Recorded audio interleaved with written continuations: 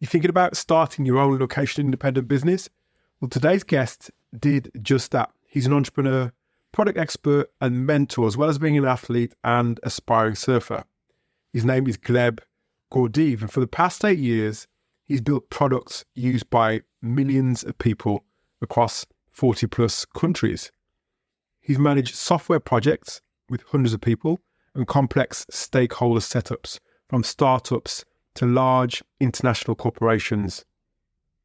Today, he runs Kodebusters, building awesome products for startups and enterprises from idea to launch in 30 days. His process includes discovery, prototyping, no-code development, and go-to-market strategies. He manages agency growth and a team of product managers, designers, and developers. Gleb is also a huge advocate for the future of work and wealth. He's been working remotely from spectacular places for the last 3 years, and he's a surf and fitness addict and personal growth enthusiast. Welcome, Gleb. Hi, Alex.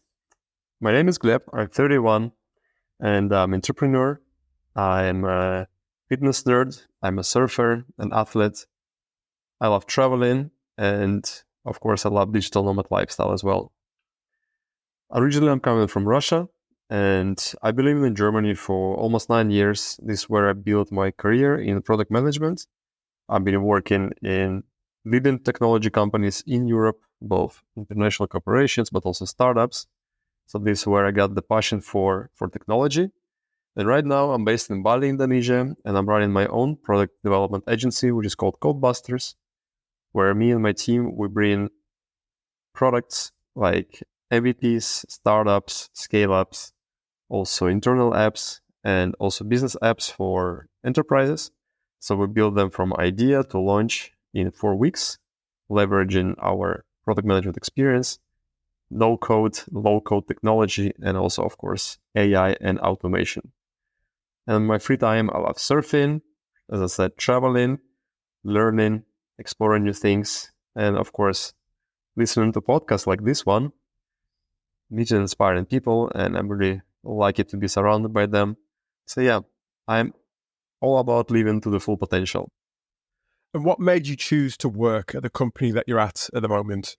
I've been employed by truly amazing companies, and I had good salary, good working conditions, and good team.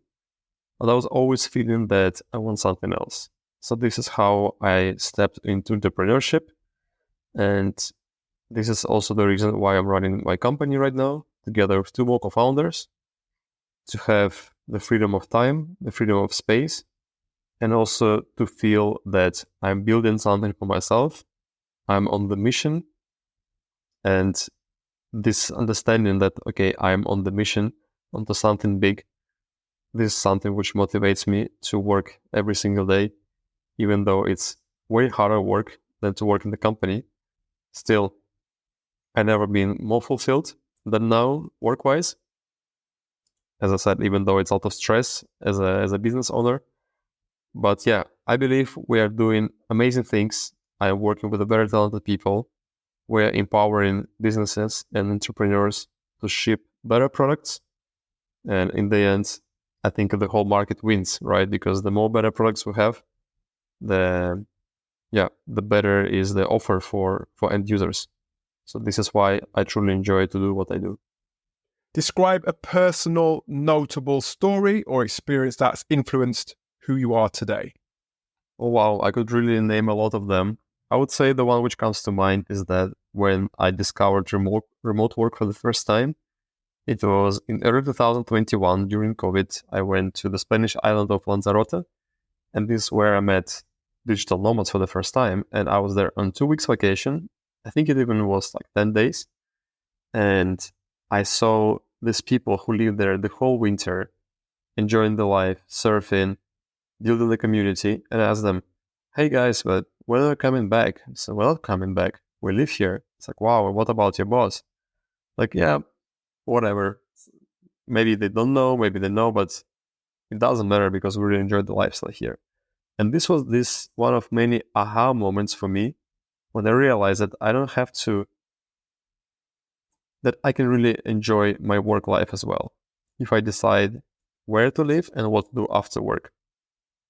And once I started to prioritize what I'm actually doing after work, it really changed my life dramatically. And this has also brought me where I am now. There are many stories like that. There are many signs, like omens, which I've seen, right? Many influential discussions, many influential meetings. But this is something which maybe was the first one and the one which comes to my mind. So the moment when I discovered that it's actually possible to work from anywhere and to do whatever you want and enjoy your life outside of work. What are your aspirations for your career going forward? My number one goal right now is to scale my business. So I'm building a lifestyle business. It means that I don't really have a mission right now to change the world. I think I can do it later.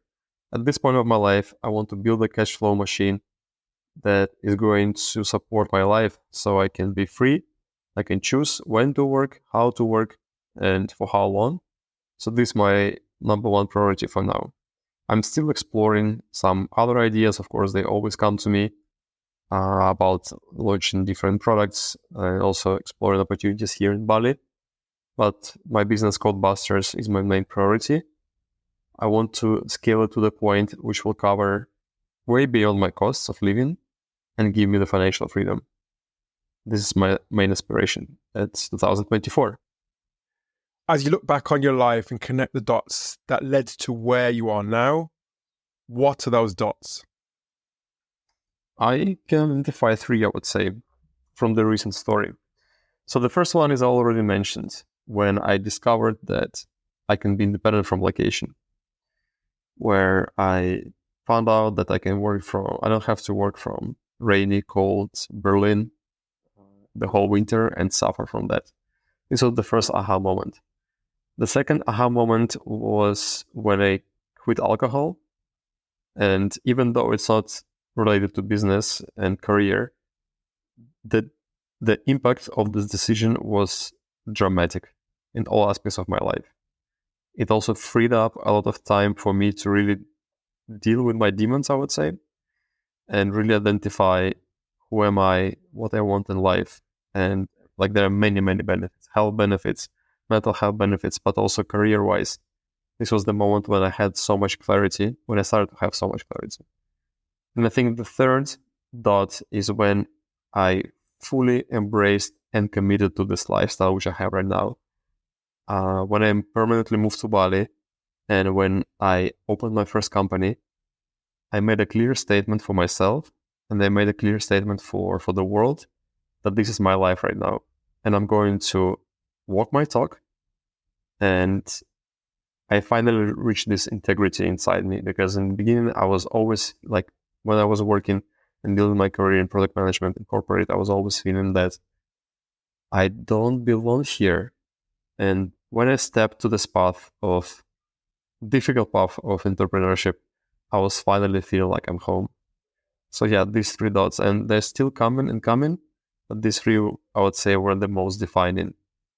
Figuring out that life is more than going to the office, removing all the unnecessary things, starting with alcohol, and third one, committing to this new life which I have.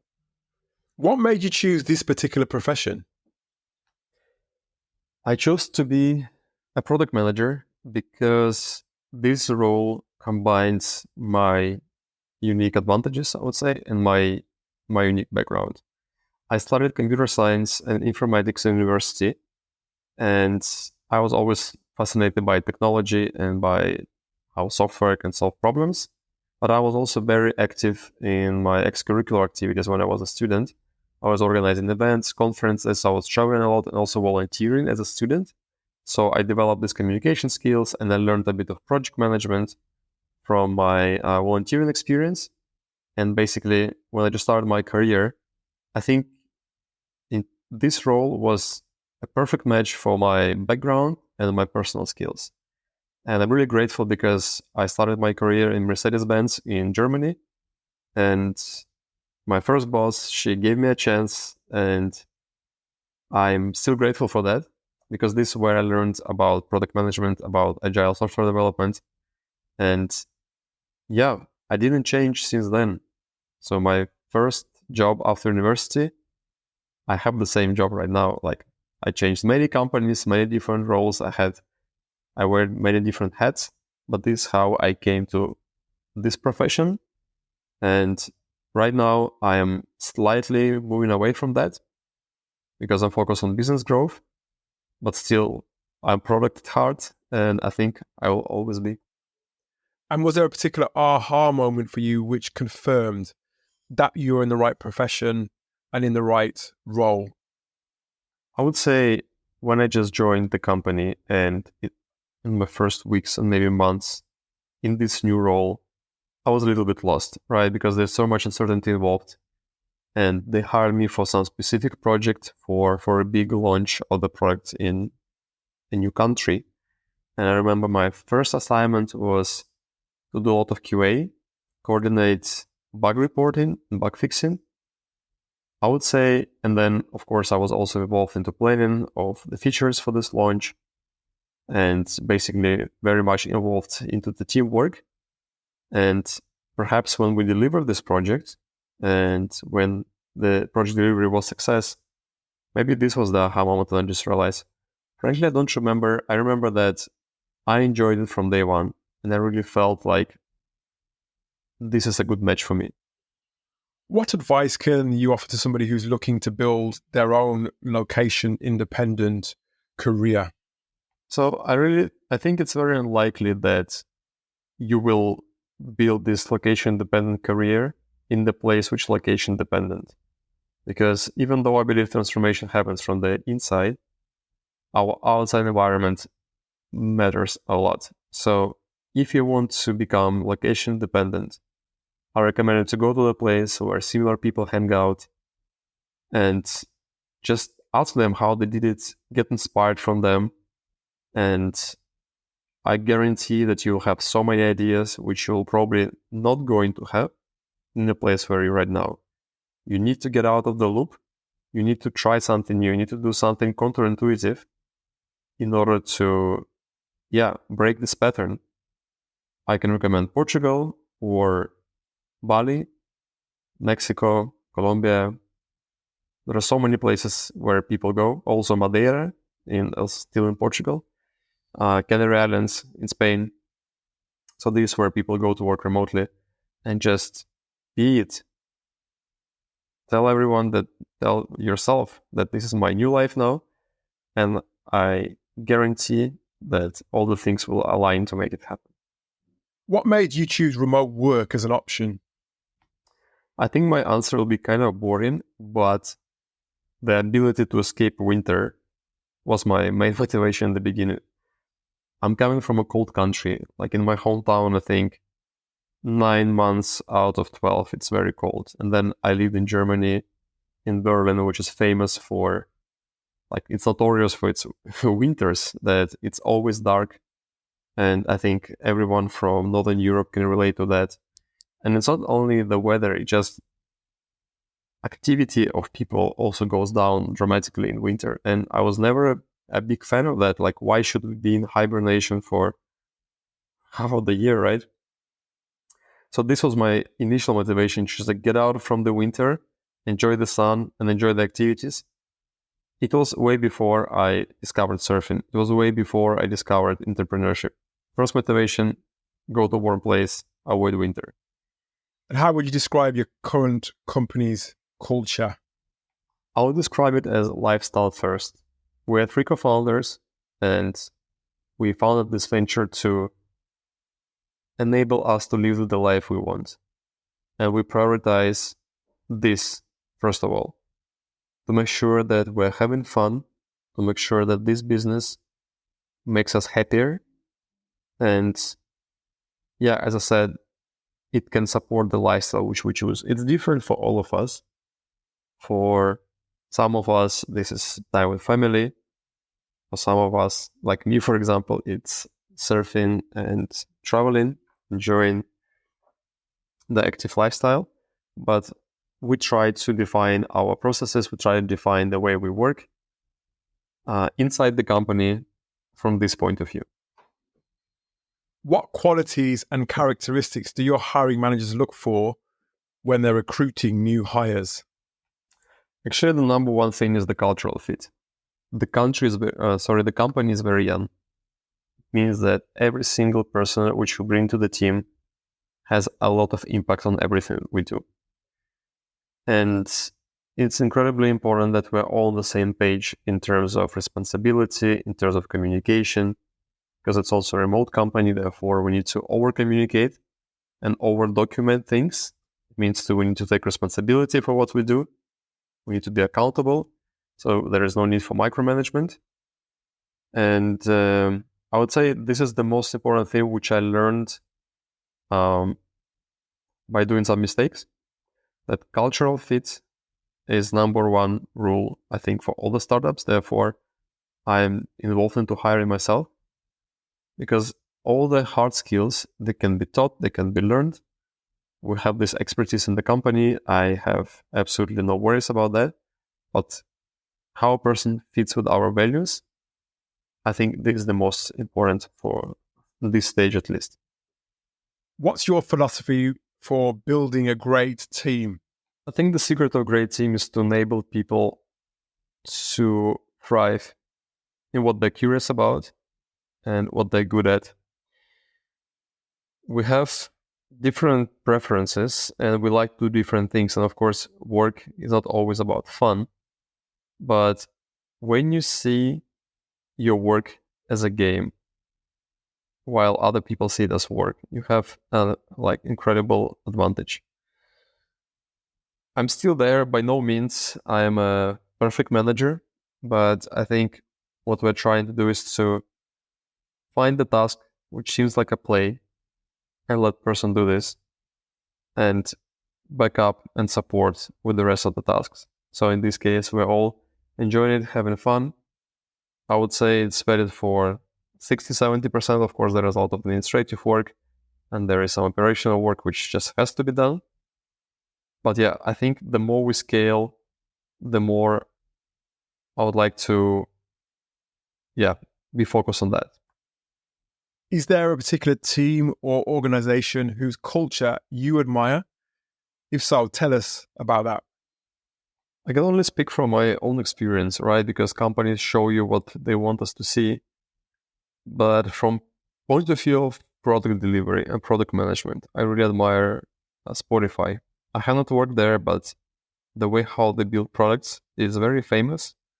They brought a lot of innovation into product development.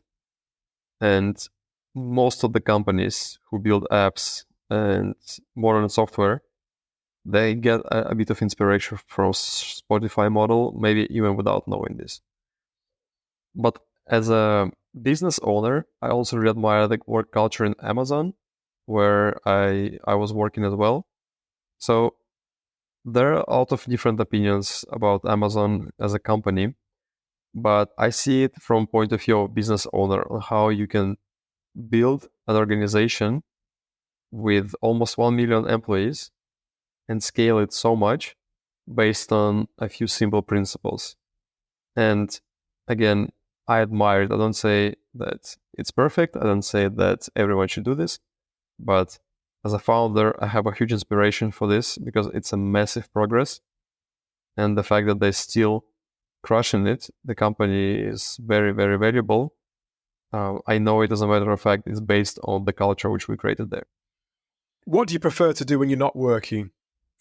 I love surfing, doing sports, enjoying nature, traveling, going out with my friends, having some nice dinner, or just chill on the beach. And I love reading. I do meditation. So I'm trying to schedule time, I'm scheduling time for myself. I'm scheduling time with my close friends here in Bali. And yeah, it's a beautiful life full of opportunities. What are your best tips for organizing your day and staying productive while working remotely? It makes it even more challenging when you're a business owner or entrepreneur, solopreneur. I mean, when you work for yourself.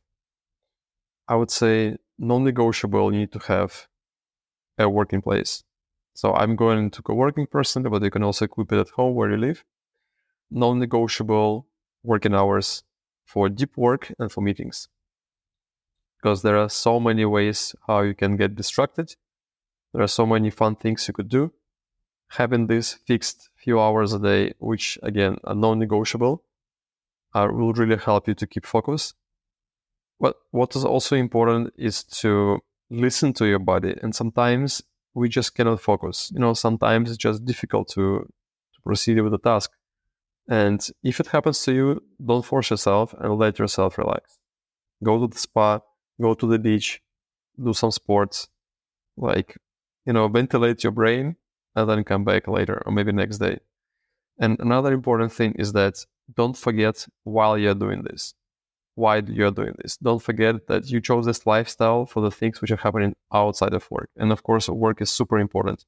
But you are there in this remote location to enjoy life, right? And sometimes you have to do compromises. Sometimes you have to cut some corners. But I don't think, again, sometimes we have no choice, including myself. But if you have a choice, don't work 12 hours a day during your trip. Because you're not there for this. You're there to enjoy outside, to enjoy the community, to enjoy the people, to enjoy your hobbies. Don't forget about it. That's it for today's episode of the Remote Work Life Podcast. But if you're a location-independent freelancer, solopreneur, founder, or leader and want to provide a case study for the Remote Work Life Podcast, get in touch with me via LinkedIn using the link below in the show notes.